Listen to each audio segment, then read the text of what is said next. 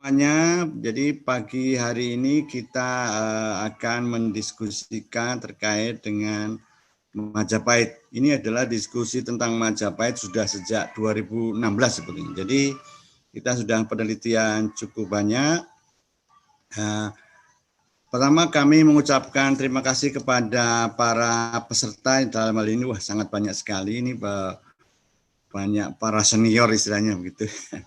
Yang ikut menikmati acara pagi hari ini, dan juga saya juga mengucapkan terima kasih sekali kepada Pak Wicaksono yang bersedia menjadi narasumber pada pagi hari ini, dan atas kesediaannya untuk memberikan paparan terkait dengan temuan-temuan terbaru. Dan ini temuan ini merupakan sesuatu yang luar biasa yang harus diketahui oleh banyak orang. Melalui webinar ini kita mengharapkan semua orang mengetahui terkait keberadaan Majapahit tersebut. Saya akan presentasi juga sedikit karena ini terkait dengan gunung berapi. Nanti Pak Wicak lebih ke arah percandiannya. Jadi begitu.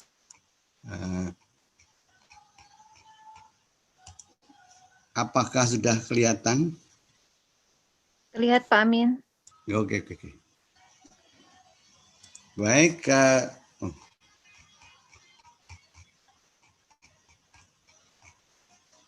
Melalui teman. Sebentar.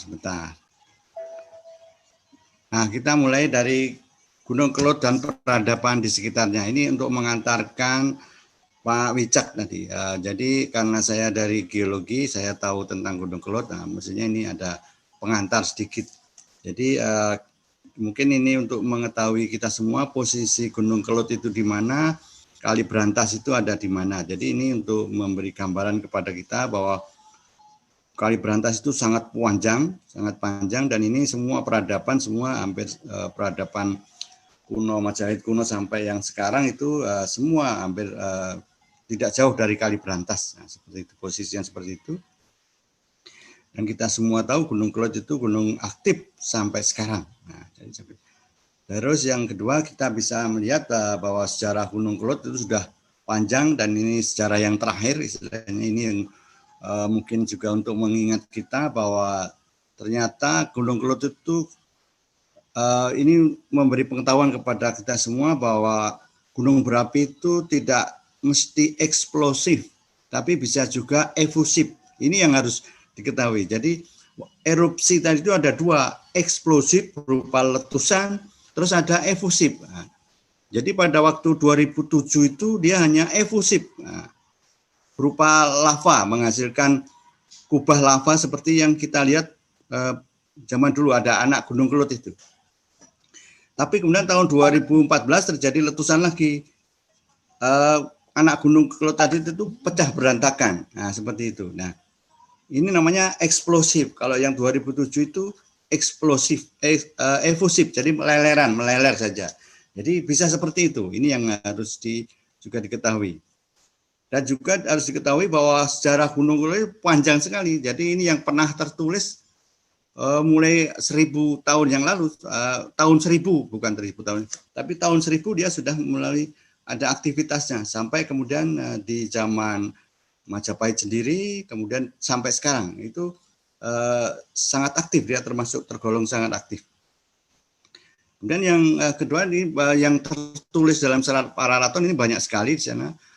Memang 1300 itu merupakan kayaknya sesuatu letusan itu mulai dicatat oleh para sejarawan pada waktu itu, yaitu tertulis di Serat Pararaton. Jadi dia menyebutkan tentang gunung meletus, lahar dingin, gunung anyar, gunung baru seperti itu. Kemudian gunung ada lindu juga di situ disebutkan, juga ada gempa. Nah, jadi tidak hanya gunung letusan gunung, tapi juga ada gempa. Nah, dan kita bisa melihat hari ini kita akan melihat itu. Hari ini kita akan melihat hal itu. Nah, ini yang perlu juga diketahui, Gunung Kelud itu sebelum tahun 1920 itu dia merupakan danau kawah yang ukurannya airnya sangat tebal. Jadi airnya itu sangat banyak, 1,134 meter. Jadi tinggi, jadi 1,8 juta meter kubik. Jadi di situ merupakan kolam danau kawah yang sangat besar. Nah, sama Belanda diatur dikasih saluran-saluran keluar supaya airnya itu pada level tertentu. Jadi sudah diatur seperti itu. Nah, ini yang harus diingat. Nah, sebelum itu kayak apa? Nah, sebelum itu berarti Gunung Kelud itu kalau meletus juga akan diikuti oleh letusan lumpur maupun yang dikenal dengan banjir bandang yang secara mengeliling di sekitarnya. Jadi seperti itu. Jadi letusan, jadi gunung sebelum dia meletus besar itu akan diikuti dulu banjir bandang terlebih dahulu. Menurut laporan dari beberapa penduduk sana pada waktu itu, jadi pada waktu terjadi banjir bandang itu justru mereka mengungsinya ke atas. Jadi seperti itu, tidak di bawah tapi mengungsinya ke arah atas. Jadi seperti itu. Dan kalau pada waktu dia eksplosif meletus, ya itu letusannya bisa kita lihat, ini sejarah yang jelas ini. Jadi 1901 itu letusannya bisa sampai lihat sampai Jakarta istilahnya. Ini di bawah angin tapi karena ada angin tadi. Terus 1919 itu semua itu adalah satu hal yang sudah tercatat pada waktu itu. Nah, ini letusan tahun 2014 ini ada hal yang menarik. Jadi begitu dia meletus ada angin ke arah barat selatan. Nah, artinya apa? Jadi letusan ini ya tidak di tempat itu tapi jauh sekali. Jadi tingginya aja sampai 23 km.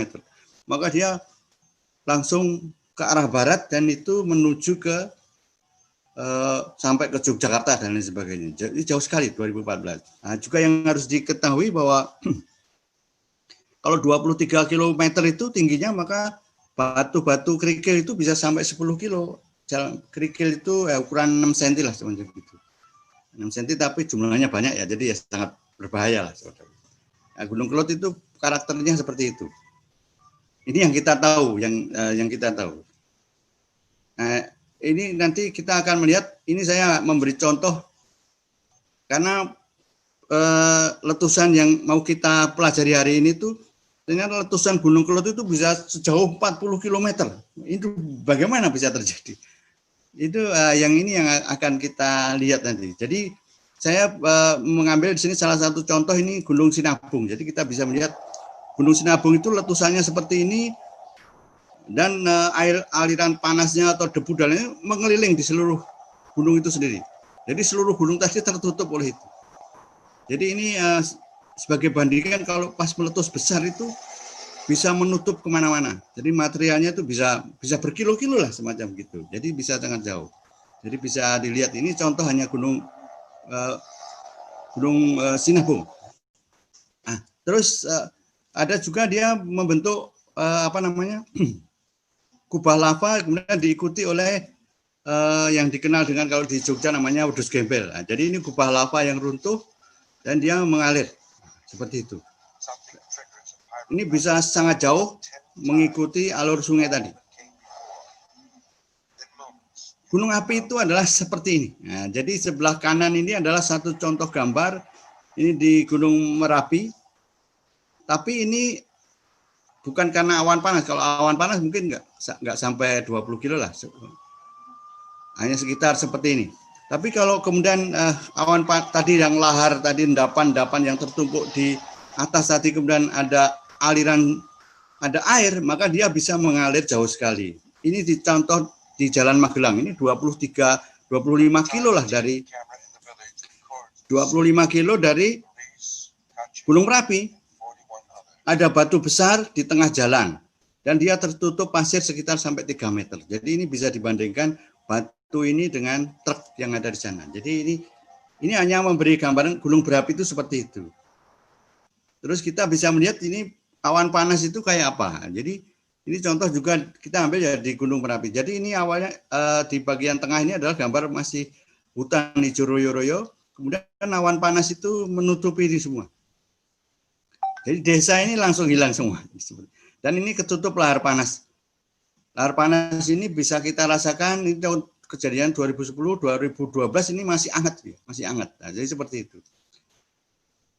Nah, kemudian lahar berikutnya kemana? Jadi mestinya nanti akan melebar dan lain sebagainya. Jadi seperti ini. Nah, jadi ini contoh yang kita. Nah, kita lihat Kali Brantas itu sendiri kalau kita lihat sungai yang besar, panjang, dan itu curah hujannya juga daerah itu termasuk tinggi, maka alirannya misalnya sangat deras sekali, bisa sampai 1.500 meter kubik, itu lebih sangat besar, dan itu kalau ditambahi dengan material gunung berapi menjadi sangat merusak. Jadi pada waktu itu, jadi peradaban zaman dulu itu dia berhadapan dengan hal-hal seperti ini. Nah, jadi kita bisa lihat ini Gunung Kelot, kemudian ini Kali Brantas. Ini berarti bahwa peradaban zaman dulu itu mestinya dia tidak diam saja. Mestinya dia sudah mengatur itu yang dikenal dengan dawuhan itu. Jadi mereka membuat tanggul di sekitar Sungai Brantas. Soalnya kalau enggak, mesti mereka akan kebanjiran terus dan hancur-hancuran terus. Karena ini sungai ini sangat besar. Kalau ada gunung meletus, jadi sungai sangat besar. Kita bisa lihat di sini. Dan pada waktu itu kan kita lihat bahwa dia sungai itu kalau nggak diatur maka dia akan meander seperti ini. Jadi dia akan bergerak seperti ini. Ini contoh di Bengawan Solo kelihatan sekali. Dia membuat teras-teras Bengawan Solo dan itu dipakai kehidupan dari Pithecanthropus erectus itu. Jadi yang kita temukan adalah di teras. Jadi seperti ini ya. Kalau itu tidak ada pengaturan dari Kali Brantas. Jadi kita bisa lihat, ini contoh Mississippi. Kalau Mississippi mereka karena punya uang dan lain sebagainya, mereka bisa menghitung ini tahun berapa, sehingga meandernya bisa tahu, ya, bisa lihat polanya kayak apa. Nah, ini kalau di sana, kalau kita enggak tahu, mungkin enggak penting juga sih. Jadi kalau kita lihat ini contoh di Bengawan Solo. Jadi kita lihat Bengawan Solo itu ya sudah seperti ini dan itu melebar ke sana kemari. Jadi bantaran banjirnya sangat luas ya. Nah, kita mau lihat di Brantas kayak apa. Jadi ini contoh gambar kiri ini adalah Kali Konto pada waktu banjir. Banjir banjir lahar. Nah, jadi seperti ini, besarnya seperti ini. Kalau nggak diatur maka dia akan merusak. Jadi kita bisa melihat ini adalah contoh meander sungai yang ditinggalkan pada zaman dulu yang ada di sekitar Mojokerto. Jadi Bapak-Bapak bisa lihat Google, nanti ada satu pemukiman yang bentuknya meander seperti ini. Jadi pemukimannya itu tidak lurus-lurus, tapi dia mengikuti bekas aliran meander. Jadi bentuknya pemukimannya itu adalah belenggu-belenggu seperti ular seperti ini. Jadi seperti itu. Ya, ini keren di situ. Kalau kita lihat ini sangat bagus sekali. Jadi dia tidak berpola, tapi polanya adalah mengikuti sungai zaman dulu. Nah, seperti itu. Nah, kita menuju ke tadi Gunung Kelot letusannya kayak apa? Nah, ini kenyataannya ini jaraknya letusan Gunung Kelot dengan ini bisa sampai 40 kilo lebih. Jadi yang ungu ini adalah 40 kilo lebih. Dan ini yang mengubur peradaban, yang sekarang ditemukan di beberapa tempat tadi. Jadi kalau kita lihat gambarnya saya detailkan, jadi ini endapan gunung IVLB itu endapan lahar, jadi gunung api, jadi seperti itu. Jadi kita bisa lihat ini. Nah, ini letak-letak yang nanti akan dipresentasikan. Jadi ada Kedaton Jombang, ada Sumber Beji, ini ada Kumitir, ini nanti ada. Dan yang baru saja dan nanti live di lapangan adalah di Bandung, sekitar di daerah atas. Terus kita bisa lanjutkan. Ini contoh ini yang Sumber Beji, jadi seperti ini. Awalnya dia teruruk oleh lahar ini. Nah, jadi kemudian sudah dibuka seperti ini.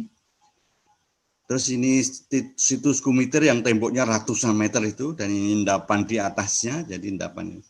Terus ini endapan Gunung Kelot yang ada di Kedaton, jadi ini di dekat Sumber Beji juga. Jadi kita bisa melihat ini endapan laharnya, ini lapisan peradaban lama, Ini sama penduduk jadi sirtunya ini diambil untuk dijual tadi untuk tanah huruk.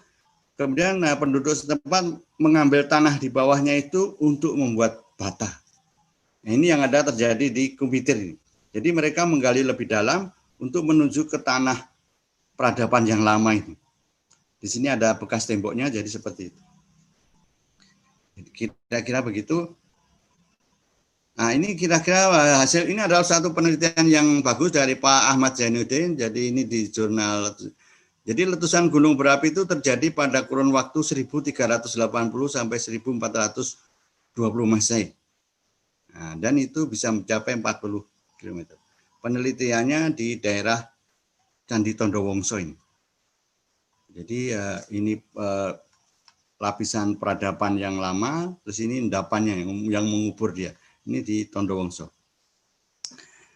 Jadi mungkin itu dari saya. Selanjutnya kepada Mas Wicak, dipersilahkan. Baik, Pak Amin, kedengar suara saya, Pak? Sudah, siap. Oke. Jadi mohon izin semuanya, mohon izin Pak Amin. Saya juga ada lihat Pak Darmaji ya dari sini, terus Pak Lulu dan Pak Budi. Mohon izin dan teman-teman semua.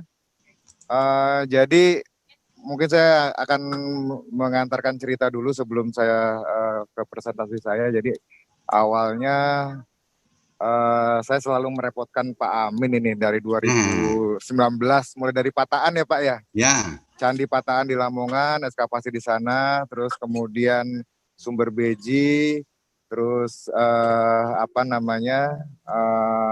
Kedaton. Sekarang ini Kedaton, ya, di Sugiwaras, dan kemudian yang sekarang ini kemarin di Berumbung Kediri ya. Jadi saya sering nanya ke Pak Amin, terus akhirnya Pak Amin jengkel mungkin, akhirnya udah jadi moderator aja, nanti presentasi gimana hasilnya gitu. Jadi nanti sebenarnya saya memaparkan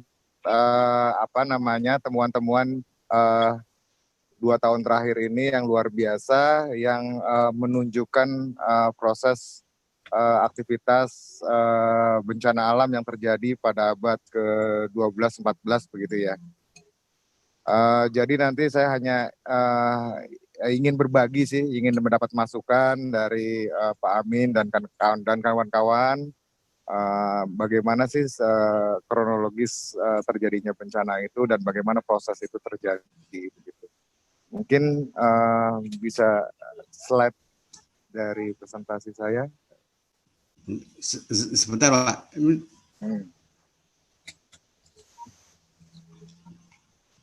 Saya lupa tadi, ternyata belum saya save di komputer. Nah, mungkin di lapangan bisa sambil melihat lapangan dulu. Oke, jadi kebetulan ini saya masih di Berumbung Kediri melakukan ekskavasi, dan mohon izin kalau misalnya jaringan internet saya terganggu ya, karena di sini di Kecamatan Kepung merupakan kecamatan terakhir ya, yang berada di lereng dari Gunung Kelut. Jadi sangat dekat sekali dengan Gunung Kelut, dan beberapa aktivitas vulkanis terlihat di irisan-irisan stratigrafi tanah di beberapa lahan begitu. Termasuk juga yang ada di temuan baru petirtaan Geneng ini begitu. Nanti saya mengajak teman-teman untuk melihat langsung dan mungkin berdiskusi langsung. Saya ingin menampakkan langsung irisan-irisan yang terlihat pada situs Geneng, yang menimbun situs Geneng, dan bagi saya juga ini menjadi proses pembelajaran bagi saya ya. Oke, saya coba mengangkat. Ya, terima kasih Pak Amin. Saya mencoba mengangkat tema bencana alam dan jejak peradaban pada abad ke-12 dan 14 Masehi. Saya coba batasi di situ dulu. Kalau jejak peradabannya ini yang merupakan keahlian saya begitu. Kalau bencana alamnya nanti saya minta bantuan dari teman-teman di sini untuk kita berdiskusi bersama ya. Jadi lanjut Pak Amin, mohon izin. Oke. Ya. Ya. Pertanyaan yang sering ditanyakan ke saya adalah mengapa temuan purbakala banyak yang terpendam di dalam tanah begitu ya.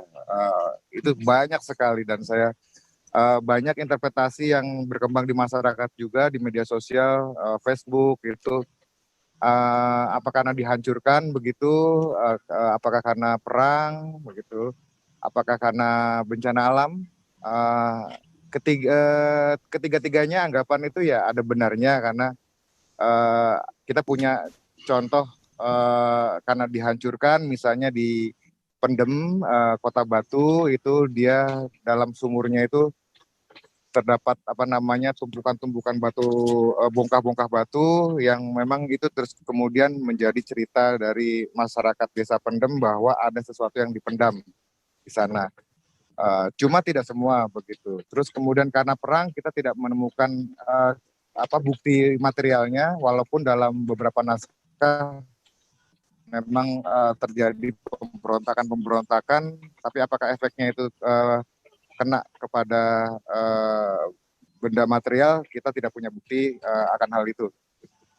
Yang ketiga yang cukup menonjol adalah dalam 2 tahun terakhir ini adanya aktivitas vulkanis ya, baik letusan gunung berapi, bahkan sampai kepada gempa bumi. Contohnya di Pataan kita melihat adanya retakan besar begitu yang menggoncang struktur fondasi dari Candi Pataan begitu yang Pak Amin sudah pernah lihat ke sana, Pak Darmaji juga sudah pernah lihat ke sana. Yang kita akan saya ingin sampaikan bahwa dari beberapa temuan situs baru rata-rata didominasi oleh proses bencana alam yang vulkanis ya. Next Pak Amin, mohon izin. Ya. Lanjut Pak. Jalan, Amin. Iya. Oh. Oke.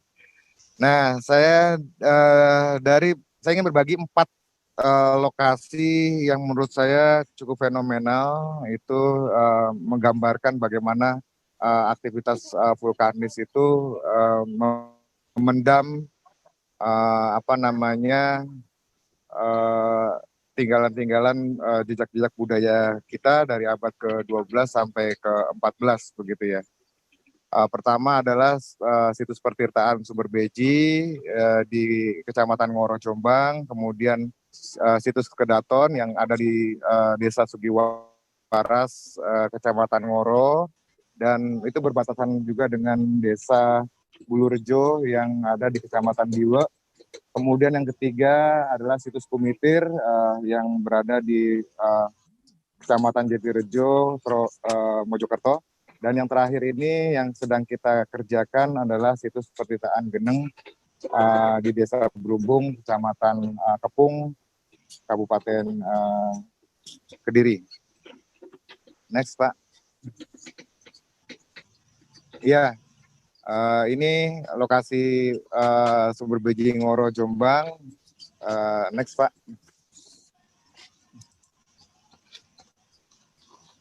Ya, awalnya dia merupakan sendang lama begitu, yang ukurannya tidak lebih dari 6 meter kali 4 meter, tidak berbentuk ideal begitu. Dan kemudian kita coba perlebar. Pertama kali ditemukan adanya bata-bata kuno oleh masyarakat saat masyarakat menggali lumpur untuk memperdalam rencananya dari sendang yang digunakan sebagai irigasi petani yang ada di Desa Kesamben, Kecamatan Ngoro tersebut. Dari sana kemudian kita melakukan ekskavasi dan ternyata temuan saluran air itu merembet terus melebar ke seluruh Sendang begitu ya. Kurang lebih dengan kedalaman 3 meter, begitu tertimbun 3 meter. Pada saat ekskavasi pertama kita menemukan bentuk petirtaan. Waktu itu masih saya mencoba belum jelas karena sebagian itu tertutup oleh lahan aslinya sana gitu, lahan existing. Tapi saya menemukan setengah dari bentuk petirtaan tersebut. Lanjut Pak. Dan kemudian pada ekskavasi berikutnya kita mengupas lapisan tanah.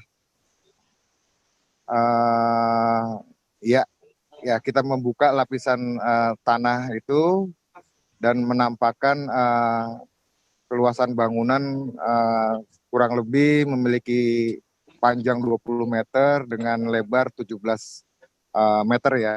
Dan membentuk seperti petirtaan tikus begitu. Dengan dilengkapi saluran inlet, saluran air masuk, dan saluran air keluar. Rencana tahun ini kita akan melanjutkan untuk mengupas bagian dalam dari situs Sumber Beji. Sayang dananya terdampak corona.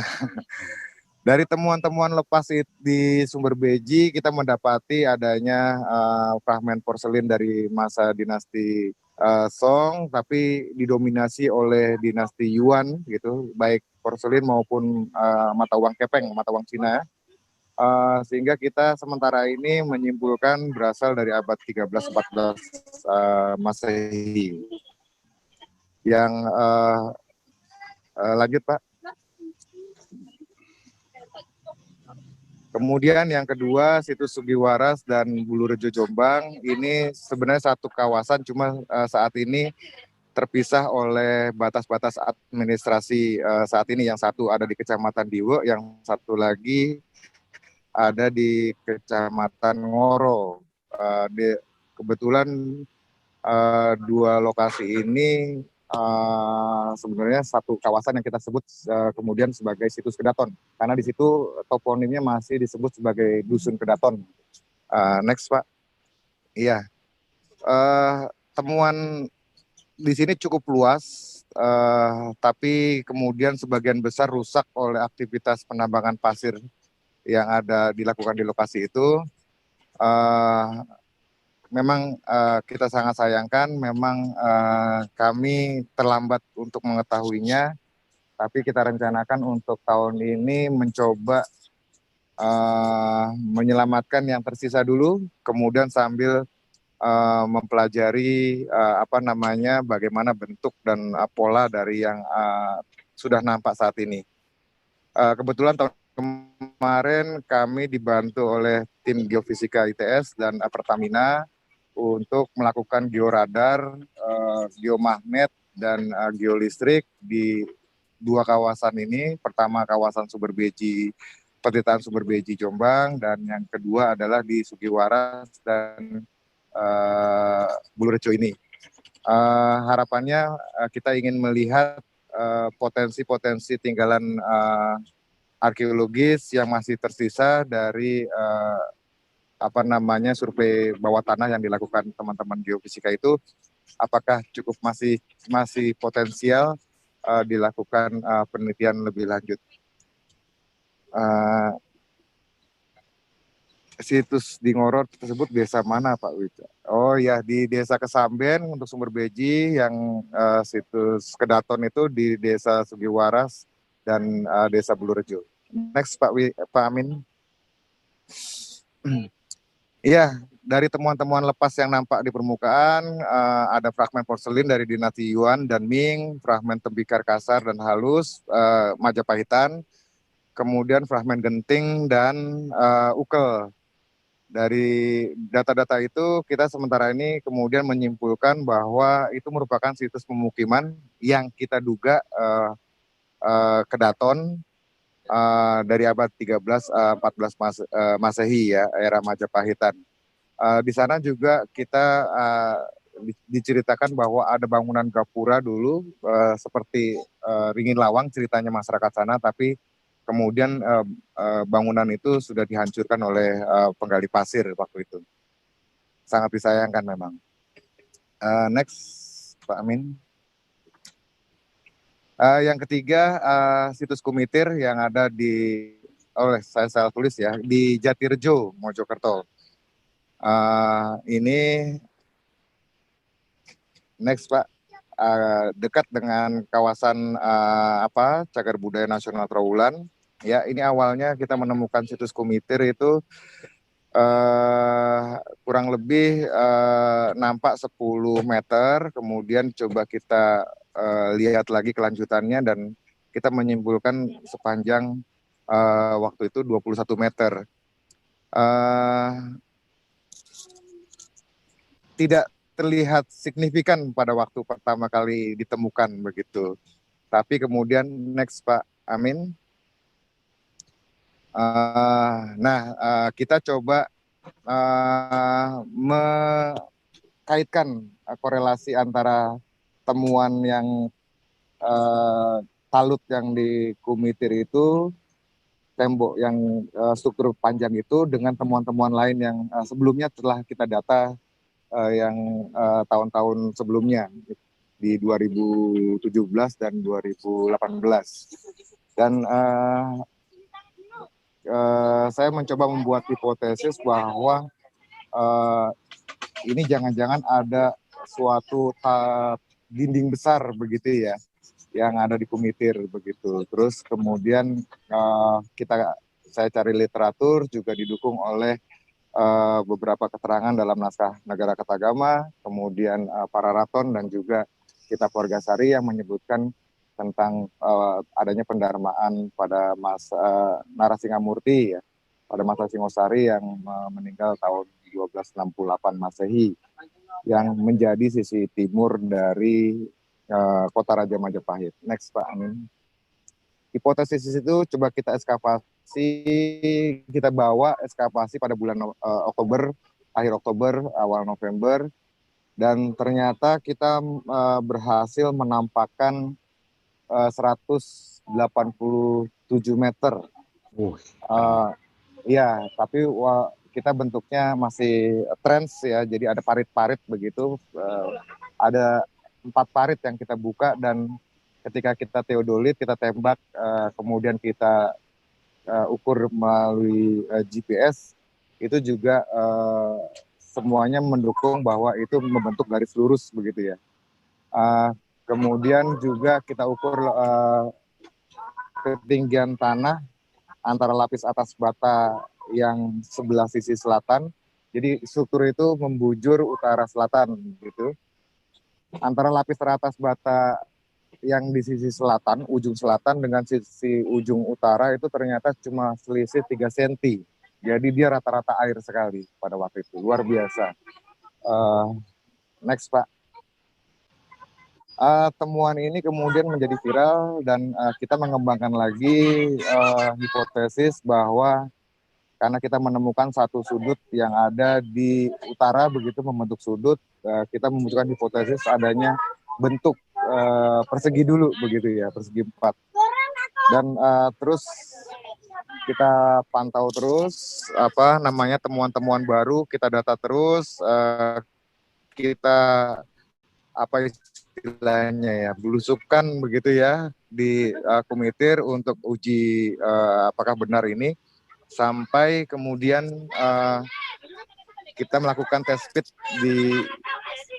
di bulan ini dan ternyata juga kita menemukan adanya struktur bata di sisi barat dan kita menemukan adanya struktur bata di sisi utara yang teratas yang warna ungu itu, dan kemudian yang sisi selatan kita belum mendapati ada kenampakan struktur bata sisi selatan, tapi kita belum mendapatkan bentuk yang utuh begitu ya. Kelihatannya agak rusak karena kasus pengerusakan bata itu juga terjadi di 2017, di mana berbagai struktur bata itu dibongkar bertrek-trek gitu dari sisi selatan. Itu yang ada tanda panah hitam itu pengerusakannya. Berdasarkan naskah Nagara Tagama, kemudian para raton dan kitab Margasari diberikan situs Kumitir merupakan tempat pendarman dari Mahesa Cempaka, Singosari abad ke-13 ya. Dan disebutkan di situ dalam perjalanan Wargasari di kota Raja Majapahit itu disebutkan melewati Kumitir sebagai sisi timur dari kota Raja Majapahit. Ya, dengan demikian sementara ini kita simpulkan bahwa memang ada candi pendarmaan di Kumitir, ada pendarmaan dari Mahesa Cempaka atau Narasingamurti dari masa Singosari yang kemudian pada masa Majapahit berada di Trowulan itu menjadi bagian dari dikembangkan gitu dan menjadi bagian dari sisi timur Majapahit. Next Pak Amin. Terus yang terbaru adalah situs peritaan Geneng Berumbung Kediri. Kenapa kita menamakan Geneng? Karena di sini ditemukan ada 2 prasasti yang cukup besar. Pertama adalah prasasti Geneng 1 yang menyebutkan tentang desa Geneng, begitu penetapan desa tanah desa Perdikan Geneng bebas pajak. Kemudian yang dikeluarkan oleh Bameswara, Raja Bameswara pada tahun 1128 Masehi, abad ke-12. Dan kemudian ada prasasti Geneng II yang dikeluarkan oleh Tribuana Tunggadewi Majapahit pada tahun 1329. Itu tentang bebas pajak juga. Cuma saya kemarin belum sempat nyari literatur tentang Geneng II, isi Geneng II, kenapa kok kemudian lokasi ini mendapat perhatian istimewa begitu dari pada masa Kadiri maupun pada masa Majapahit. Next Pak Amin. Maaf ya agak kredit suara anak-anak.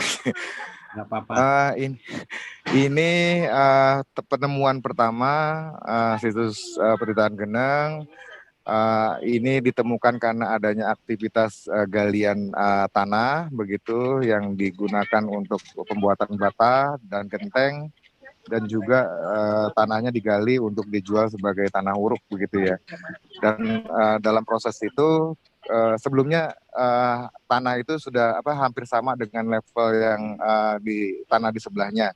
Terus kemudian pemilik tanah ingin membuat kolam pemancingan begitu, dan menggali tanah dan menemukan struktur bata, dan beruntung temuan ini segera dilaporkan kepada Dinas Kabupaten Kediri. Kemudian dari Dinas Kabupaten Kediri melaporkan kepada BPCB Jawa Timur, dan segera kita tindaklanjuti untuk ditinjau. Dan ternyata cukup potensial kalau feeling saya sih ya, gitu. Sehingga kita segera saya melaporkan kepada pimpinan, dan pimpinan juga untuk segera menindaklanjuti untuk dilakukan survei dulu begitu selama 5 hari. Dan next Pak Amin, dan dari hasil survei kita juga terkejut begitu, ternyata ya ini fotonya kecil-kecil ya, semoga bisa terlihat. Ternyata dia cukup istimewa, petitaan yang kecil sekali, berukuran 5 kali 5,2 meter kali 5,2 meter. Tapi dia mempunyai tiga bilik utama di sisi timur begitu, dan kita sudah menemukan pintu masuk di sisi barat. Kedalaman dari struktur bata atas, lapis bata atas sampai lantai itu kita ukur mencapai 2,35 meter. Next Pak Amin. Wah, iya, keren. Next Pak. Ini. Nah, ini hasil yang kemarin terakhir. Kita masih terus membersihkan lumpur, dan yang di bagian lantai, menampakkan lantai, dan hari ini target kita adalah mencari tangga masuk ya, mengupas tangga masuk. Dan terlihat itu adanya bata-bata yang sudah rusak, terutama di sebelah kanan ya, ini sisi selatan, kalau sebelah kiri itu sisi utara. Sebelah selatan itu kemarin ada runtuhan ya karena desakan begitu, sehingga runtuhannya cukup tertata. Kita duga itu adanya proses dorongan begitu ya dari tanah begitu, sehingga meruntuhkan dinding sisi selatan yang di sebelah kanan kita. Dan kemudian ada di bagian lantai banyak ditemukan bongkah-bongkah batu dengan diameter 30, 40 sampai 60 cm.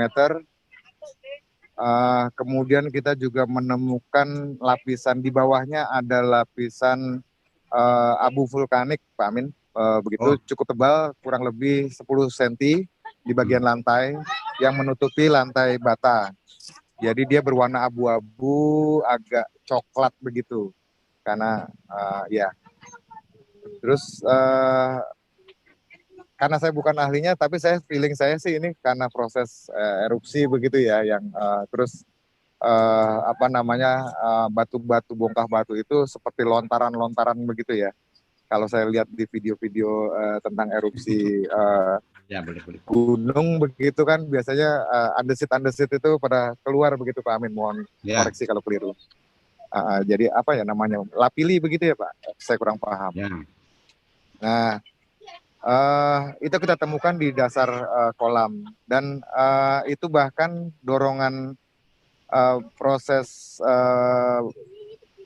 batu-batu ini dan dorongan tanah ini juga merusak gapura. Jadi ada ambang pintu, jadi seperti ambang pintu yang membuktikan bahwa dia dulu di bagian pintu masuk ada gapura seperti gapura paduraksa ya, seperti Bajang Ratu, Pak Amin.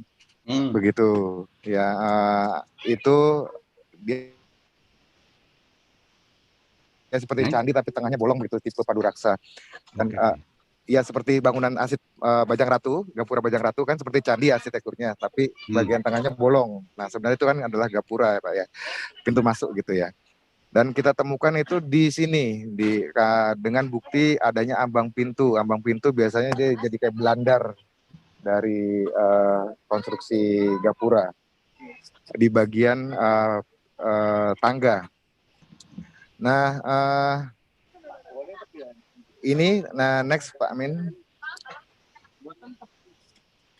Nah, yang kemudian menjadi topik kita kali ini adalah indikasi adanya dampak bencana alam begitu pada beberapa situs, 4 situs yang menjadi contoh dalam diskusi kita kali ini.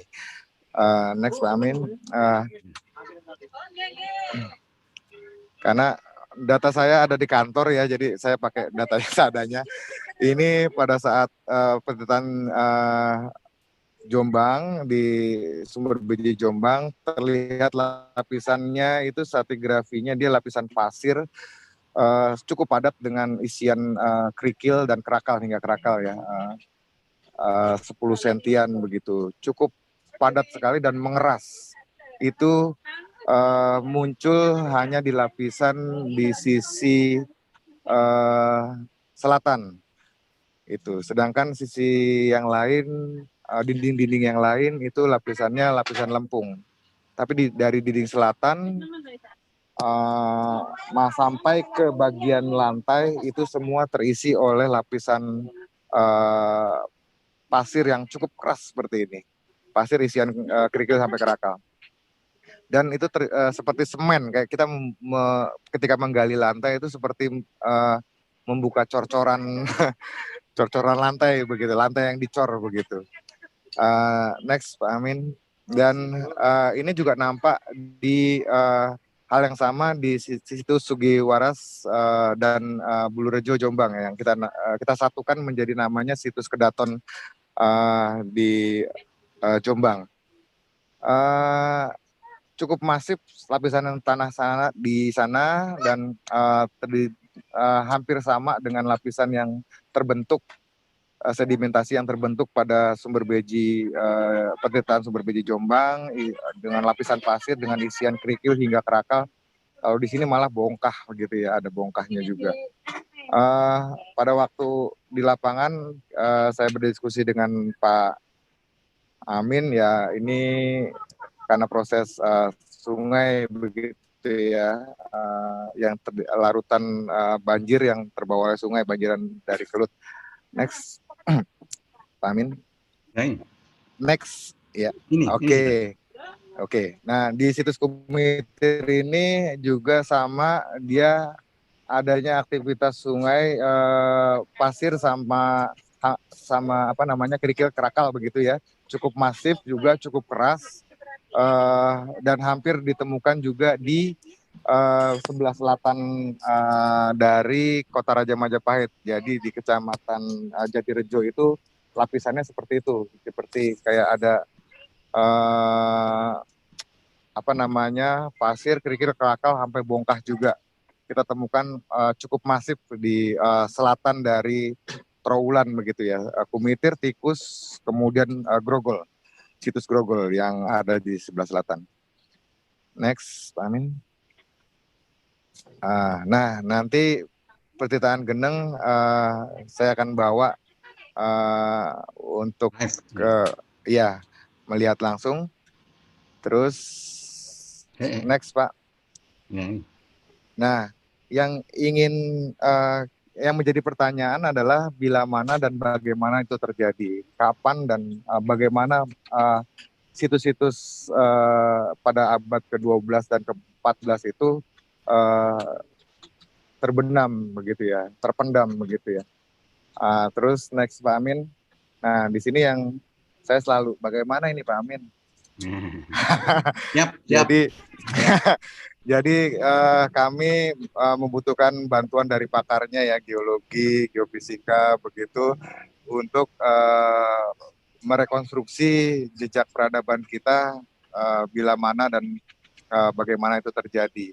Untuk di situs Geneng ini sendiri, saya sempat baca-baca literatur, letusan Gunung Kelut yang terbesar itu kalau nggak salah itu terjadi tahun 1919. Ya Pak Amin, ya, mohon koreksi. Nah, bila itu dia tertimbun pada tahun itu menjadi tidak mungkin karena kalau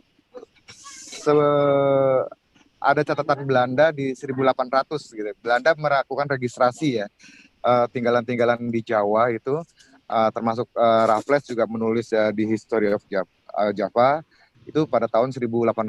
Kalau itu terpendam pada tahun 1919, harusnya situs-situs itu masuk dalam catatan Belanda. Tapi di catatan Belanda, OV, ROD, ROC tidak tercatat. Berarti itu terjadi sebelum 1800 atau 1700. Logika saya gitu Pak Amin. Jadi kemudian prasasti yang di Geneng 2 diterbitkan oleh Tribuana pada tahun 1329 Masehi.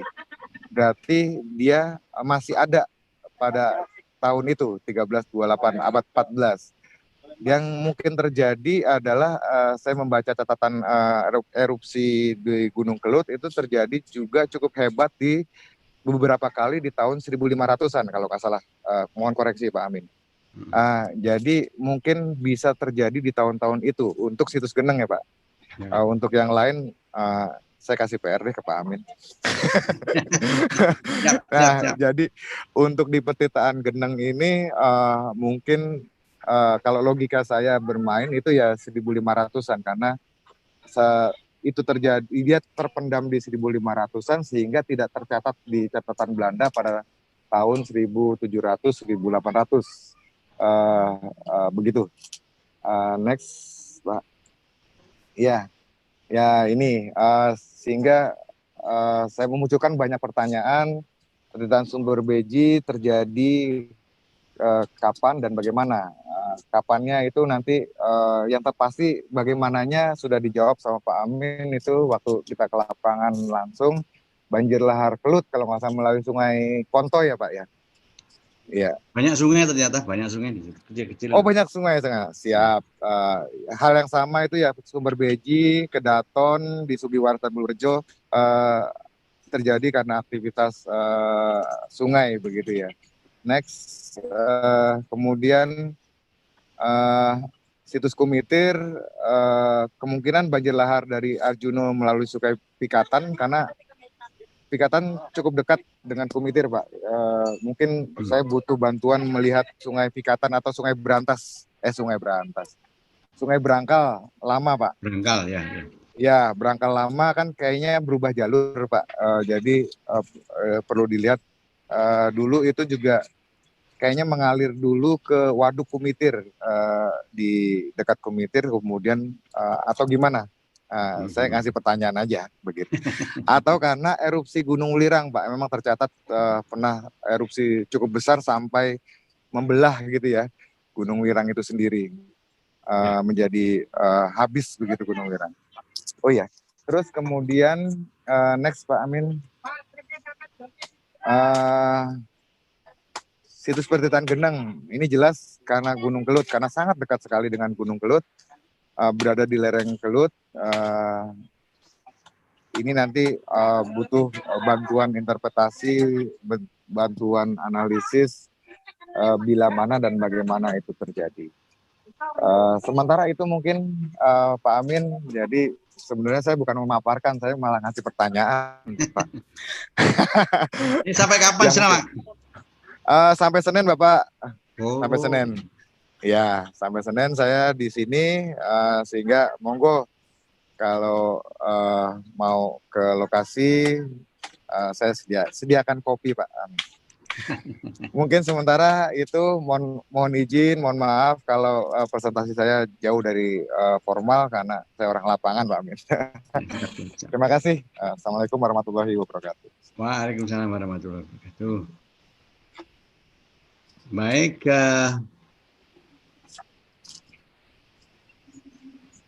Ada mau ditampilkan yang di lapangan, Pak? Oh ya. Site di lapangan, mungkin biar orang lihat langsung. Oke. Bisa, tak? Bisa. Oke. Saya menuju lapangan. Ini lagi proses meratakan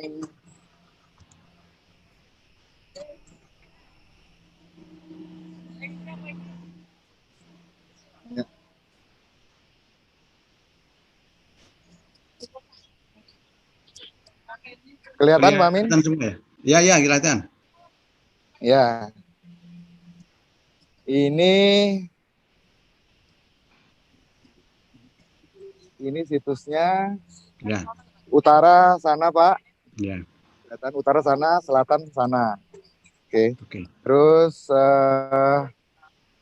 itu kelihatan ada, dia tinggi, tanahnya tinggi aslinya.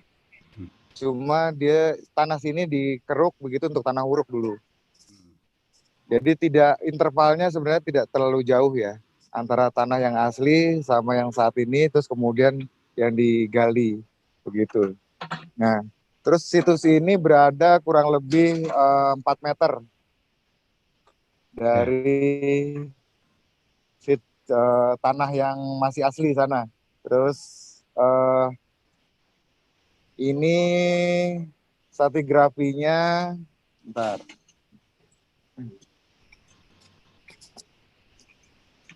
Nah, seperti ini Pak Amin, kelihatan? Wah, siap. Oke. Oh, ya. Lapisannya seperti ini. Dia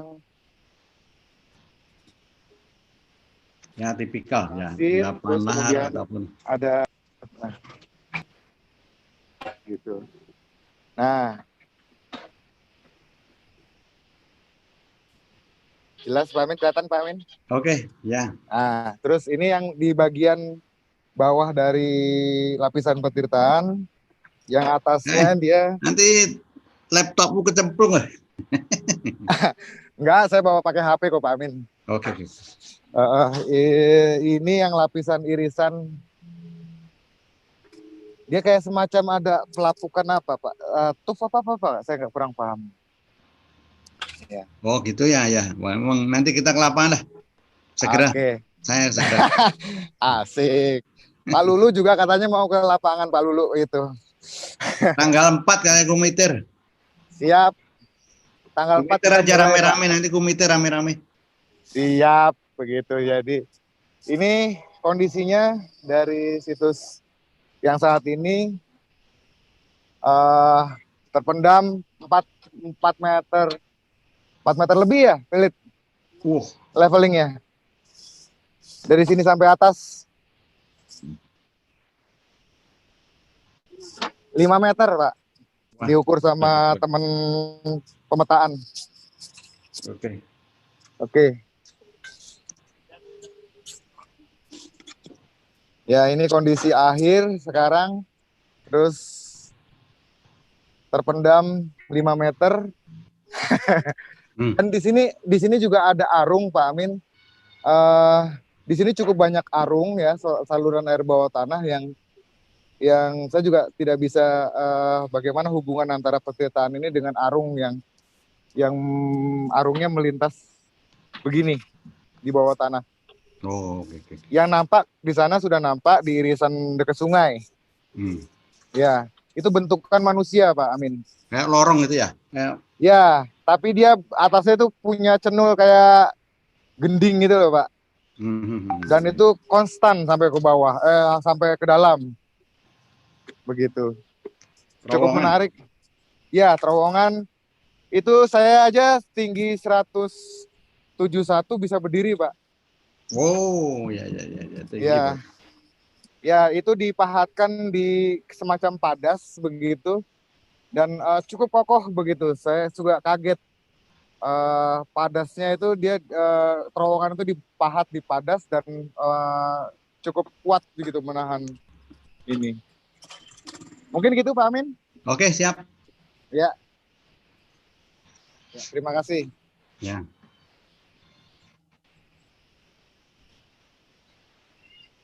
Baik, mungkin dari Universitas Pertamina ada yang datang.